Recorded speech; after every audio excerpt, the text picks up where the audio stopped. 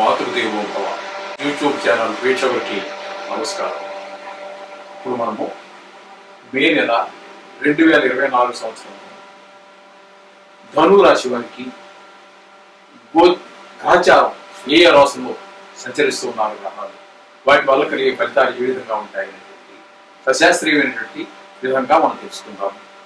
ఇప్పుడు ధను రాశి వారికి గురువు 6వ స్థానమైనటువంటి వృషభంలో సంచారం చేస్తారండి.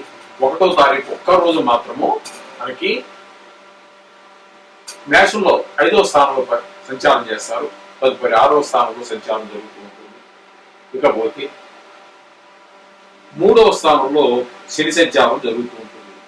4వ స్థానంలో నెల పూర్తిగా రాహువు కుజుడు ఇద్దరు కూడా సంచారం చేస్తున్నారు నెల పూర్తిగా. ఇకపోతే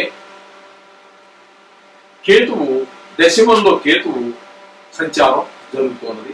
ఇవి దీర్ఘకాలంగా ఒక నెల రోజులు పూర్తిగా ఒకే రాశిలో సంచారం చేసేటటువంటి గ్రహాలు. ఇంకా రవి, బుధ, శుక్ర ఈ 3 గ్రహాలు కూడా మనకి ఇక్కడ ధను రాశి వారికి బుధుడు రవిని తీసుకున్నట్టయితే 5వ స్థానము 6వ స్థానాల్లో సంచారం చేస్తూ ఉన్నాడు. బుధుని కనుక తీసుకున్నట్టయితే 4, 5 స్థానాల్లో సంచారం చేస్తూ ఉన్నారు. ఇక శుక్రుడిని తీసుకున్నట్టయితే 5, 6 స్థానాల్లో సంచారం చేస్తూ ఉన్నారు శుక్రుడు.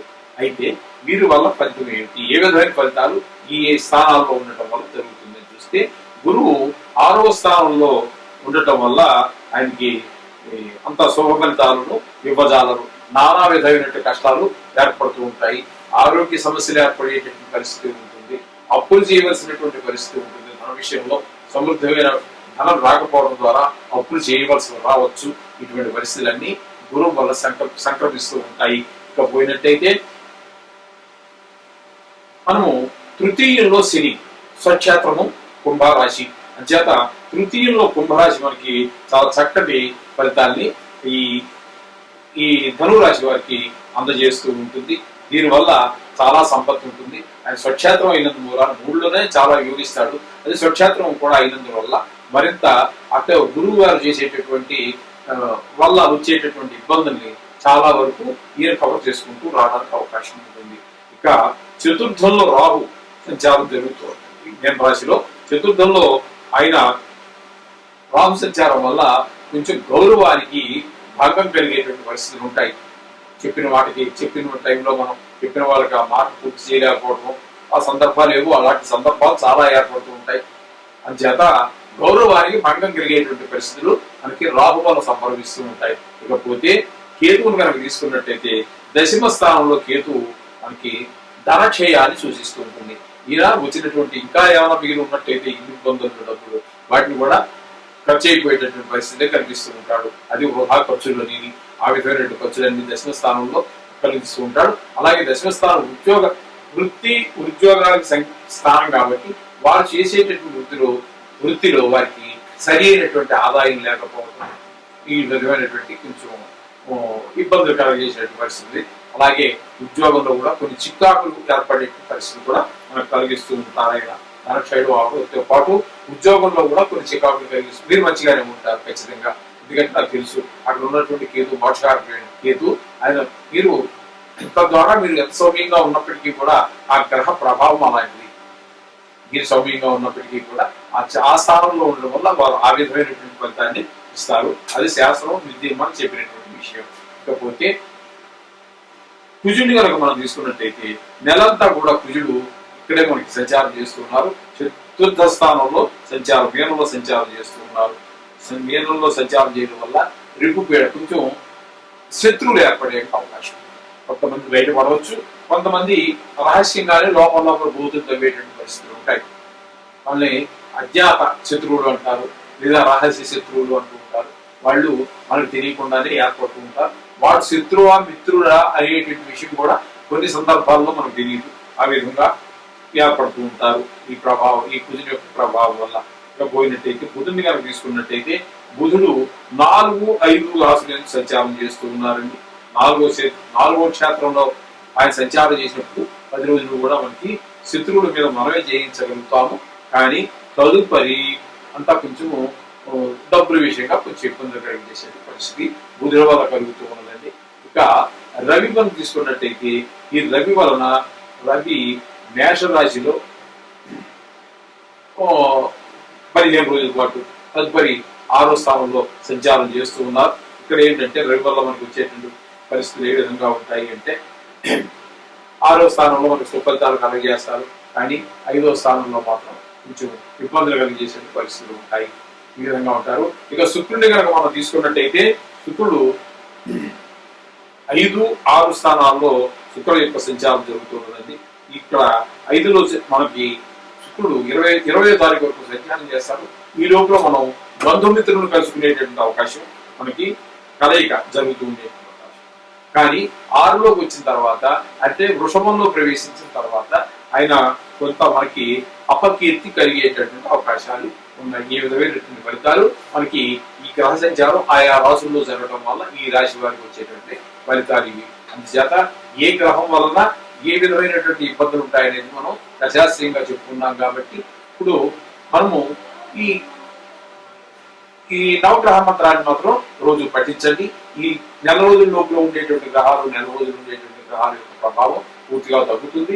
పెద్ద గ్రహాల యొక్క తగ్గుతుంది అంటే దీర్ఘకాలం ఉండేటువంటి గ్రహాల యొక్క అశుభతాలు తగ్గుతాయి కాదని కాదు, కానీ అది ఆ మోతాదు చాలదు. కాబట్టి కాస్త జపశాంతులు అనేటటువంటి చేసుకున్నట్టయితే మనకు శుభాలు కలుగుతాయి. ఆ విధంగా చేయండి. మీకు తెలిసిన వారు ఉంటే చేయించుకోవచ్చు మంచి పండితుల చేత, లేదా మా చేత చేయించుకుంటా ఉన్నా కూడా మా నెంబర్ స్కూల్ అవుతుంది, దానికి ఫోన్ చేసి మీరు తెలుసుకోవచ్చు. శుభం భూయా. యూట్యూబ్ ఛానల్ వీక్షకులకి నమస్కారం. ఇప్పుడు మనము 2024 మే నెలలో మకర రాశి వారికి గోచారం ఏ విధంగా ఉండేటువంటి విషయాన్ని తెలుసుకునే ప్రయత్నం చేద్దాం.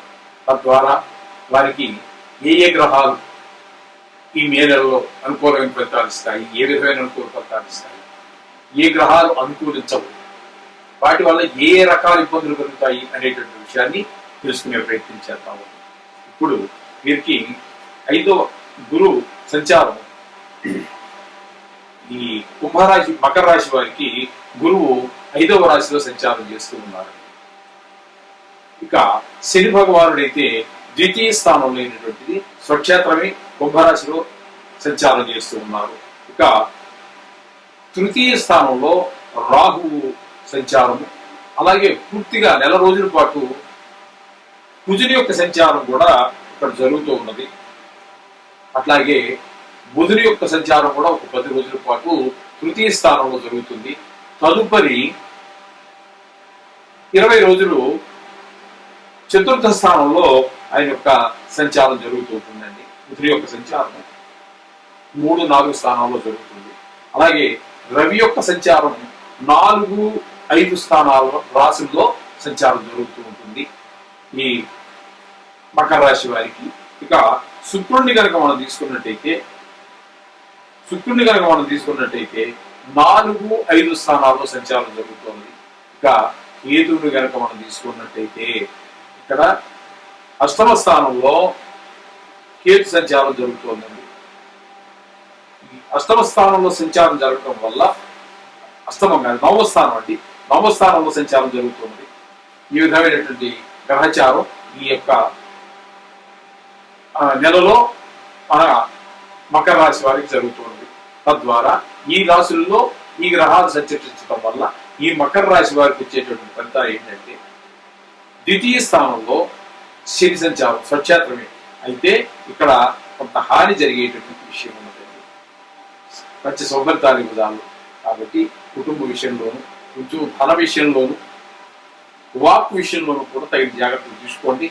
మొత్తం మీద ఈ విషయాల్లో తీసుకుంటే సరిపోతుంది. కొంచెం ద్వితీయ స్థానంలో సుఫలితాలు ఇవ్వదారులైన ఇంకా గురువు నెల రోజులు పూర్తిగా ఉండేటువంటి రాశుల్లో గురువుని కూడా మనం తీసుకున్నట్టయితే గురువు యొక్క సంచారం మీకు ఇక్కడ 5వ రాశిలో ఒక నెల రోజుల పాటు అంటే ఒక రోజు మాత్రము తృతీయ స్థానం చతుర్థ స్థానంలో జరిగినప్పటికీ ఒకే ఒక్క రోజు 2వ తారీఖు నుంచి వృషభంలోకి ఆయన మారుతూ ఉన్నారు. తద్వారా నెలంతా ఇంకా చెప్పాలంటే సంవత్సరం పాటు అదే ఇక్కడ ఉంటారు. ఇంచుమించుగా మీకు ప్రతి నెల చేసుకునేటువంటి ఫలితాలలో ఈ శని, రాహు, గురు, కేతు ఇక్కడి నుంచి పోయిన నెల వరకు గురువు ఒక్కడ మారాడు, కానీ ఇప్పటి నుంచి ఈ గ్రహాలు, ఈ గురు గ్రహంతో సహా ఈ 4 గ్రహాలు సంవత్సరం పాటు ఇక్కడే ఉంటాయి. ఈ ఫలితాల్లో మార్పు అయితే ఉండదండి. ఇక నెలకి రెండు రాశుల్లో సంచరించేటువంటి గ్రహాలు, నెలకి సంచరించేటువంటి గ్రహాల యొక్క ఫలితం ఉంటుందండి. వాటి ద్వారానే మన ఫలితాలు చెప్పుకోవాల్సి వస్తుంది. వాటి ఫలితాలు కనిపిస్తాయి. వీటికి కూడా వాటికి మన యొక్క జాతకాన్ని నిర్దేశించేటటువంటి గ్రహాలే ఒక్కరోజు ఉన్నప్పటికీ కూడా.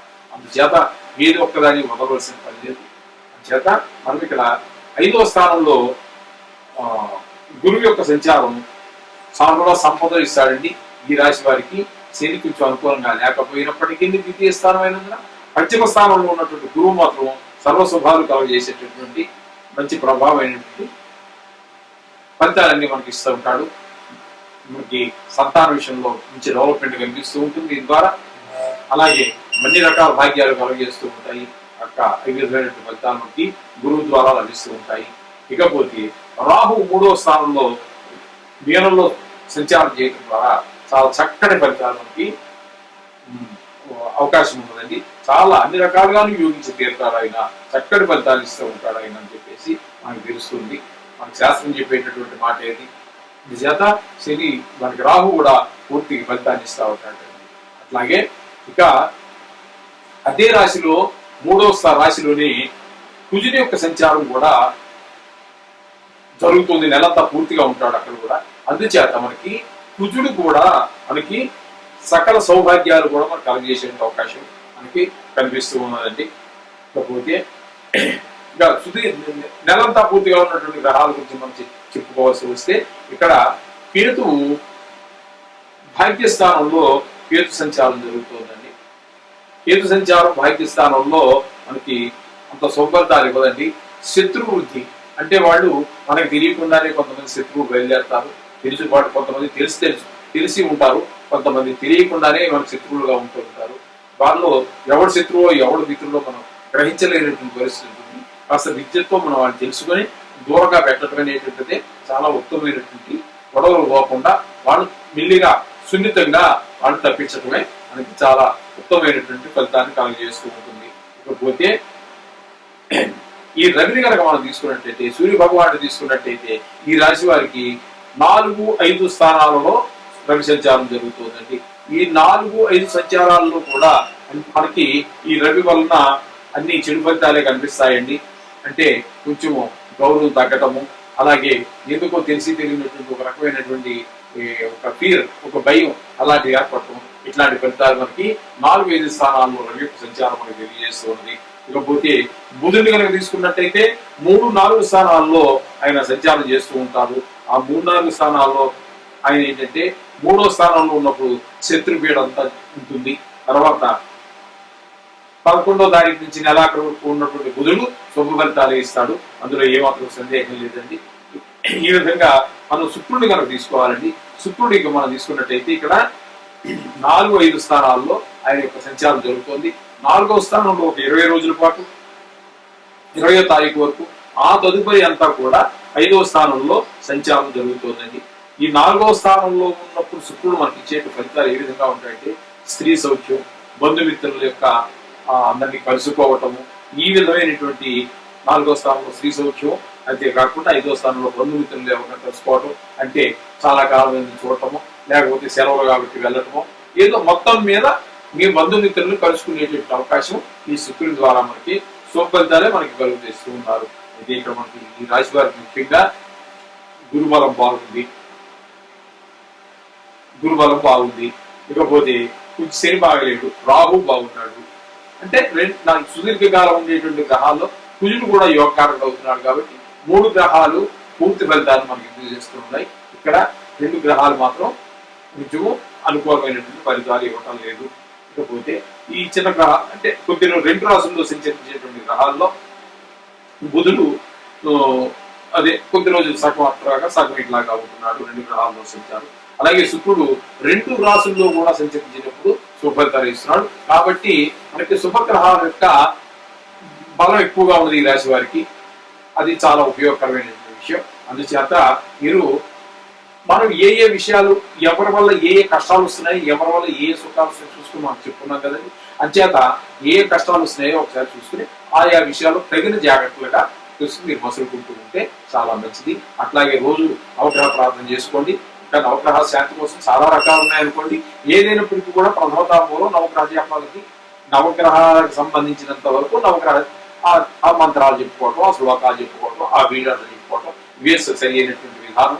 కఠినమైన విధానం కాదని కాదు, అవి కొంతవరకు ఇది మాత్రం పూర్తిగా దీనికోసమే నవగ్రహాలు ఏర్పడినటువంటివి కాబట్టి ఈ విధంగా చేసుకుంటూ అక్కిని కూడా చేసుకోండి, తప్పేమీ లేదు. శుభం భూయాలు.